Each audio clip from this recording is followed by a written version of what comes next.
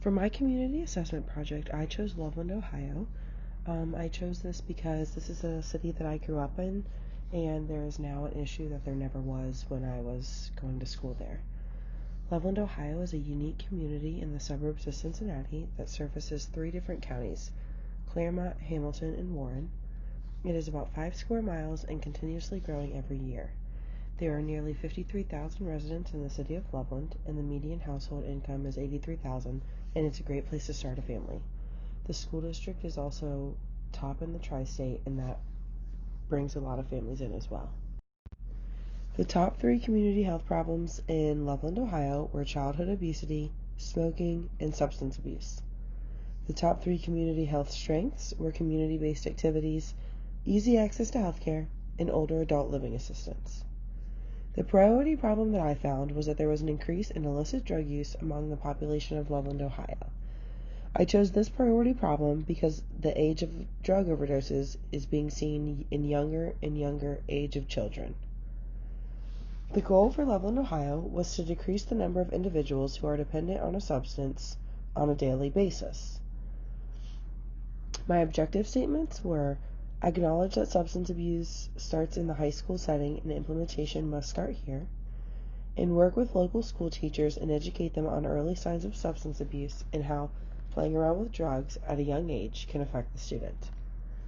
Interventions that I found would be to educate the students on the importance of drug abstinence and the consequences that drugs can bring.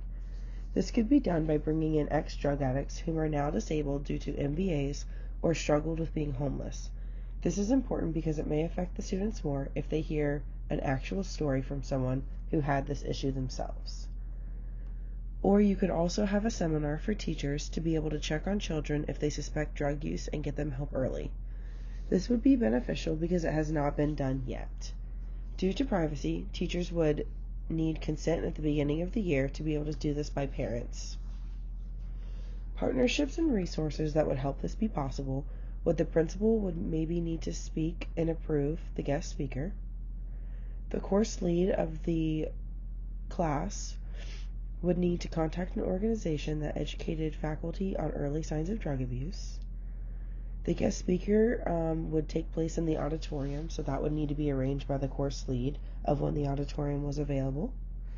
And the seminar for teachers could take place at receptions in Loveland, a banquet hall that would be more formal than the auditorium for teachers to learn and have dinner. In order to evaluate this, I could survey students to see the drug use in different ages and compare it to previous years. We could also ask teachers questions that they should have learned from the seminar to see the effectiveness of the presentation. My takeaway from this project was that I learned how important it is to be in line with students and aware of the illicit drug use. It is more prominent now than ever, which is evident by the number of young lives it is taking. This will make me think more about educating my future children at an earlier age than what I would have thought before this project.